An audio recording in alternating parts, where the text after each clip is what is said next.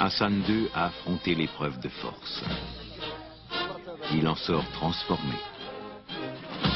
Sa baraka, protection de Dieu, frappe l'imagination des masses marocaines. Entouré d'une aura d'invincibilité, il reprend les affaires de l'État en main, dénonce les inégalités et la corruption, renoue avec le pluralisme politique. Le Parlement siégera à nouveau. L'ère des tempêtes vient de céder le pas à celle de la réconciliation. N'y a-t-il pas, au fond, un sentiment d'une certaine solitude chez vous?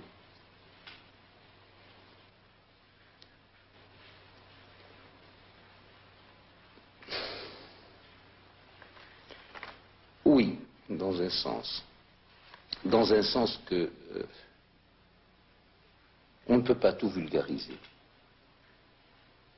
Certes, la démocratie veut dire et signifie qu'il faut mettre le maximum de monde dans le coup et dans le bain. Il faut le faire.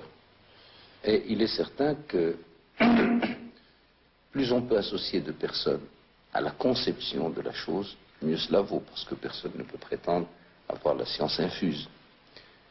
Mais également, il faudrait les associer au maximum dans l'exécution, et pour qu'ils exécutent intelligemment, il faut qu'ils aient compris le maximum.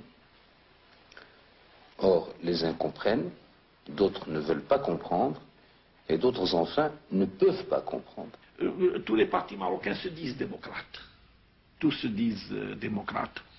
Et nous n'avons au Maroc, à ma connaissance, aucune force politique qui condamne ouvertement la démocratie. Mais en fait, certains dirigeants de partis politiques ont un comportement antidémocratique.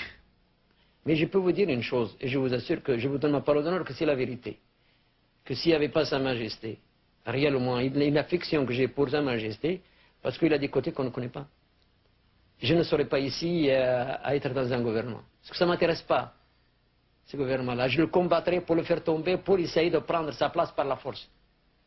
On ne peut donner tout pouvoir à une fraction de l'opinion publique, ou à un parti politique, ou à un groupe de partis politiques, en dehors de tout garde-fou qui serait le Parlement, donc de représentation populaire, et en dehors de tout critère concernant leur représentativité. Eux-mêmes le comprennent du reste.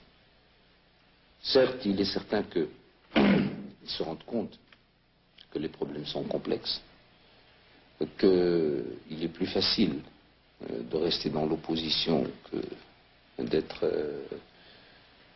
en première ligne.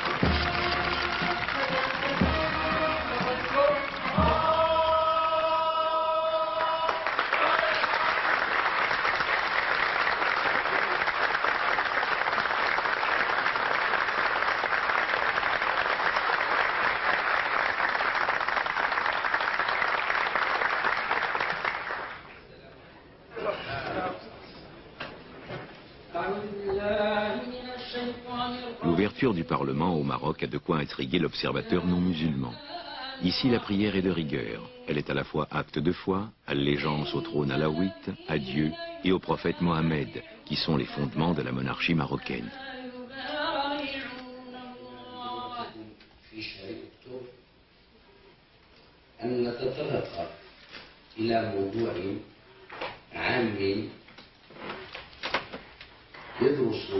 Au Parlement, tous les partis politiques sont représentés.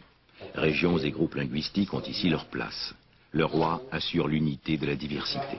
Il désigne et démet le Premier ministre et assure l'intégrité territoriale du royaume marocain. Pour le musulman, LBA, qu'est l'allégeance et le lien éternel. Mieux que cela, il est le lien qui est scellé par le Coran et par la religion. Cette béa a toujours été donnée aux souverains marocains depuis des temps immémoriaux. Je n'en veux pour preuve que le fait de savoir que la dynastie almoravide, Mourabitine, la première chose qu'elle a faite, en venant au Maroc par le sud, c'est de considérer justement ce sud comme étant marocain.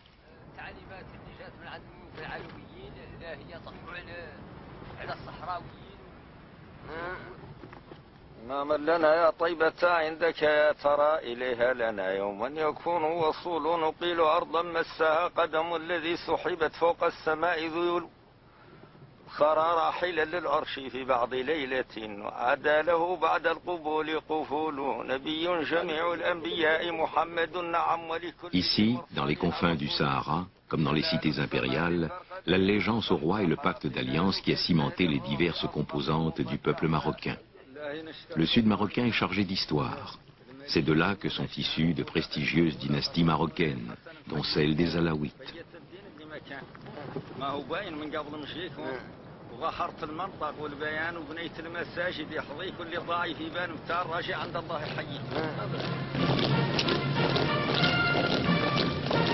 Les Espagnols occupent le Sahara occidental que le Maroc revendique comme patrimoine. L'Espagne de Franco, qui s'apprêtait à le céder aux Marocains, fait volte-face dans les années 70 avec la découverte d'importants gisements de phosphate. Elle favorise la création d'un État indépendant sur le modèle des Émirats du Golfe, faible mais riche en ressources naturelles.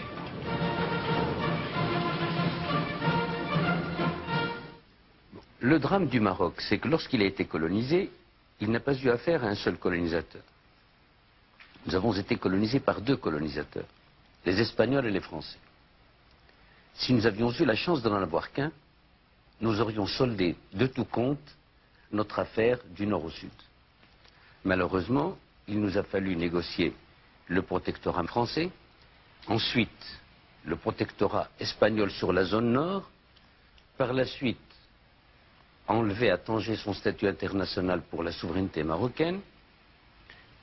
En quatrième lieu, il nous a fallu redescendre sur Tarfaya morceau par morceau, parce que comme vous connaissez, le général Franco était un homme très dur à la compréhension de la décolonisation. Quelques années plus tard, c'était Sidi Ifni. Et enfin est resté le gros morceau du Sahara, que nous avons nous-mêmes introduit aux Nations Unies au lendemain de notre indépendance. Le 16 octobre 1975, la Cour internationale de justice rend son arrêt répondant aux deux questions posées. Le Sahara était-il terre sans maître? Non, répond la Cour. Existait-il des liens juridiques entre le Sahara et le Maroc? Oui, il existait des liens d'allégeance entre le Sahara et le Maroc. La réclamation du Maroc est donc juridiquement fondée. Et le soir même, Sa Majesté Hassan II surprend le monde en prononçant son discours.